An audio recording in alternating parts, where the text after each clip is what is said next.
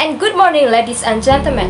Welcome to the IB Showbiz. My name is Nurhanisa binti Abdullah, the host for this show. So today we have a very interesting topic to figure out together with our panel discussion, which is Miss Afika Hazira as business analyst, Miss Afika Zafira as founder of Asian Fashion, Miss Alifahana as marketing manager, and Miss Nurhana as director of Ninja Van. And guess what is the topic? Yes, the topic is e-commerce versus logistics sector in 2020. Before that, let me show you the infographic that we already prepared based on our topic today.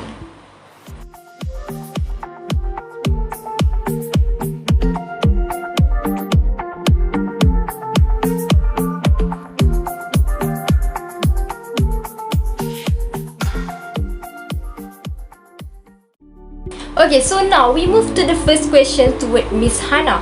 As a marketing manager, can you explain about what is e-commerce and what is logistics sector in 2020 that we must know? Well, thank you, Miss Hanisa. Being a marketing manager for years has made me more observant about the constant changes in these two sectors. But first and foremost, do you know what e-commerce is? Well, e-commerce can be defined as the buying or selling products or items and doing the transaction via the internet. Because of the benefits that it gives to most sectors, e-commerce has been widely used all over the world. And the good news is, there are many current opportunities for e-commerce, specifically in the sector that we are talking about right now, which is the logistics sector. One of them is how the people in the e-commerce industry are always encouraged to expand their business. And this is because the logistics sector is constantly trying to improve their infrastructure and also services. This can be seen when one of the logistic companies in Malaysia, which is Ninja Van, set up their 260,000 square feet warehouse to better handle higher volume of parcels. People who are in the e-commerce industries can expand their business and put their trust to Ninja Vans. For now, their products are in safe hands. Furthermore, the e-commerce industries can have fast deliveries via the logistics sectors. Now, the warehouse that we are talking about just now, Miss Hanisa, it is not only huge, but it comes with sorting machines that can sort out big numbers of parcels in one day too. With this, sorting out parcels can be done quickly, which then will lead faster deliveries. This will bring customer satisfaction, which then may lead to repeat purchase in the future. Lastly, communications is much more simpler between the e-commerce industry and the logistics sector. This is because the logistics sector is always trying to stay up to date with technologies and trends. This can be seen when one of the logistic companies in Malaysia, which is Ninja Van, have features like Ninja Chat, which use artificial intelligence or AI. One thing that I observe, Miss Hanisa, is that certain people, they are not afraid to start their own business. But it is the process of dealing with the logistics sector right after that they find to be confusing. With Ninja Van's latest features, now consumers can multi-purpose from tracking their parcels to receiving updates about their parcels and chat with a live agent to ask for help. With communications made simple like this, now many people finally have the courage to join the e-commerce industry.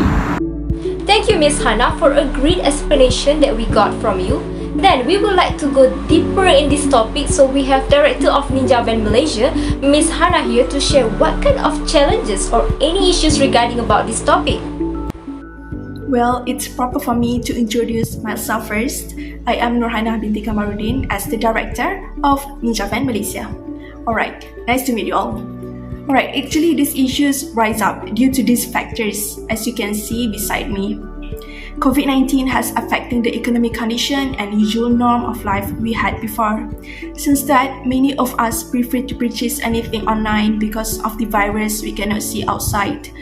As a result, e-commerce is booming. Following by that, shifts in demand happen to increase.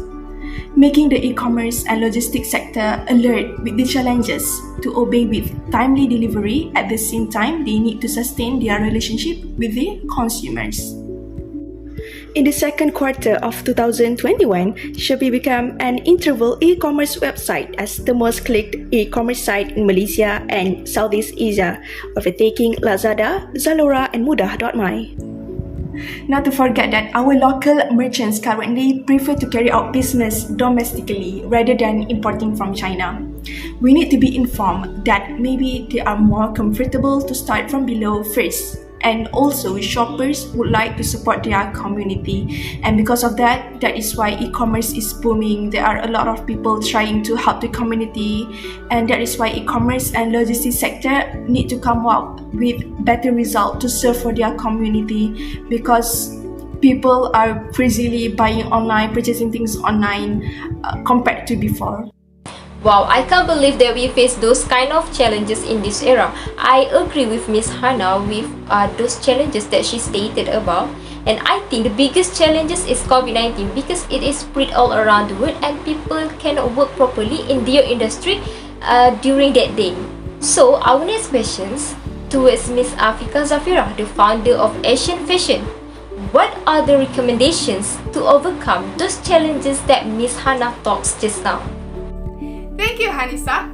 Assalamualaikum and hi everyone. My name is Nur Afika Zafira and I am the founder of Asian Fashion. So, according to Hanisa's questions, what are the recommendations to overcome those challenges? So, what I can say is, from my opinion, that there are 3 solutions to overcome the e-commerce challenges in logistic industry.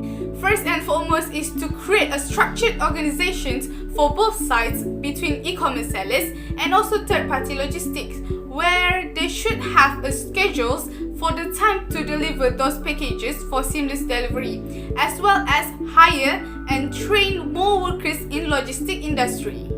However, the logistic industry, Ninja Van for examples, they have to find a ways to use the eco-friendly packagings on product packagings and logistics.